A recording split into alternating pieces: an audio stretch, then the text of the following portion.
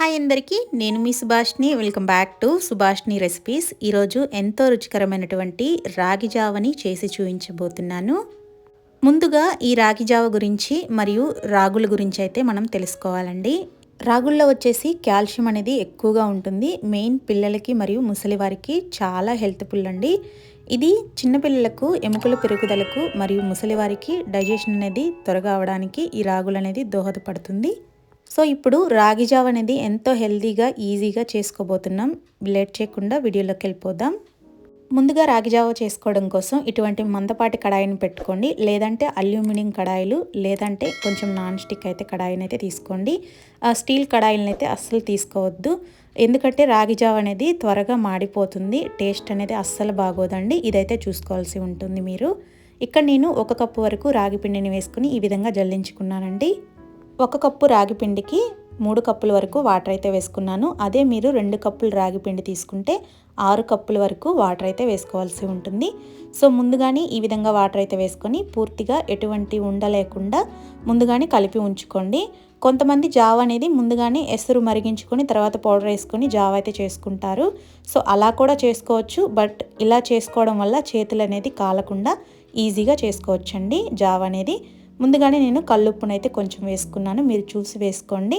ఇప్పుడు stove on చేసి ముందుగా మనం రెడీ చేసుకున్నటువంటి కడాయిని అయితే స్టవ్ మీద పెట్టుకొని మంట అనేది మీడియం ఫ్లేమ్లోనే పెట్టుకొని ఇక్కడ నేను చూపిస్తున్న విధంగా అయితే కలుపుతూ ఉండండి. సో మనకి జావ అనేది పూర్తిగా కుక్ అయిపోతుంది. ఇలా చేసుకోవడం వల్ల అండి చాలా ఈజీ అండి జావ కూడా. సో ఇక్కడ నేను మూత పెట్టుకొని మరో 3 మినిట్స్ పాటు అయితే కుక్ చేసుకున్నాను. 3 మినిట్స్ అయ్యాక చూడండి వాటర్ అనేది పూర్తిగా పీలుస్తూ ఉంది పిండి అనేది. సో ఈ విధంగా చేసుకోవడం వల్ల అండి మనకి హెల్తీగా రెడీ అవుతుందండి జావ అనేది. సో మీరే చూస్తారు కదా, ఇలా చేసుకోవడం వల్ల ఫస్ట్ టైం చేస్తున్నా సరే ఈజీగా చేసుకోవచ్చు. మూత పెట్టుకొని మరో 3 మినిట్స్ పాటు అయితే వదిలేయాలి. 3 మినిట్స్ అయ్యాక చూడండి మనకి జావ అనేది కలర్ అనేది పూర్తిగా చేంజ్ అవుతూ వస్తుంది మీరు గమనించినట్లయితే. సో ఈ విధంగా వస్తే సరిపోతుందండి. మరొకసారి పూర్తిగా పైకి కిందకైతే కలియబెట్టుకొని సేమ్ ముందుగా చూయించినట్లే ఇప్పుడు మూత పెట్టేసుకొని స్టవ్ ఆఫ్ చేసేసుకొని కిందకి దించేసుకుంటే మనకి సరిపోతుందండి. మనకి జావ పిండి అయితే రెడీ అయిపోయింది. సో ఈ విధంగా వేడంతా తగ్గేందుకు ఒక 3-4 మినిట్స్ అయితే పక్కనే వదిలేసేయండి. కొంతమంది వేడిగా తాగడానికి ఇష్టపడతారు కదా జావ అనేది. సో అలా అయినా తాగొచ్చు, లేదంటే చల్లారాకైనా తాగొచ్చండి. ఇక్కడ నేను తీసుకున్న క్వాంటిటీకి 1/2 లీటర్ వరకు మజ్జిగ అయితే రెడీ చేసుకున్నానండి. చూసారు కదా. సో మీకు కావాలంటే 1 లీటర్ వరకు మజ్జిగను కూడా యాడ్ చేసుకోవచ్చండి. ఇక్కడ నేను కొంచెం చిక్కగా చేసుకోవాలి అనుకుంటున్నాను జావ అనేది. సో మీరు అది చూసి అడ్జస్ట్ చేసుకోండి. కొంతమంది మజ్జిగ ప్లేస్లో పాలను కూడా వేసుకోవడానికి ఇష్టపడతారు. సో మీరు అది చూసి వేసుకోవచ్చు. ఇక్కడ నేను మజ్జిగను మాత్రమే వేసుకుంటూ ఉన్నాను. ఇక్కడ నేను చూస్తున్నట్టుగా కొంచెం కొంచెంగా మజ్జిగను యాడ్ చేసుకుంటూ మనకి పూర్తిగా ఈ రాగి పిండి అనేది కలిసేంత వరకు ఈ విధంగా బిస్కర్తో కలపవలసి ఉంటుంది. చూసారు కదా, ఈ విధంగా అయితే రావాలి. మరి కొంచెం మజ్జిగను కూడా యాడ్ చేసుకుంటూ ఉన్నాను నేను.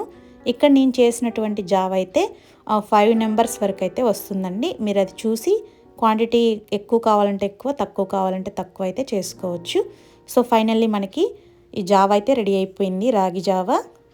ఇందులోనే మనం జీడిపప్పు కిస్మిస్లను కూడా వేసుకొని తాగొచ్చండి, లేదంటే ఈ విధంగానే పూర్తిగా తీసుకోవచ్చు. ఇక్కడ నేను ఒక గ్లాస్లోకి అయితే వేసుకొని చూపిస్తూ ఉన్నాను. చూడండి ఎంతో హెల్దీ డ్రింక్ అయినటువంటి రాగి జావ అయితే రెడీ అయిపోయిందండి.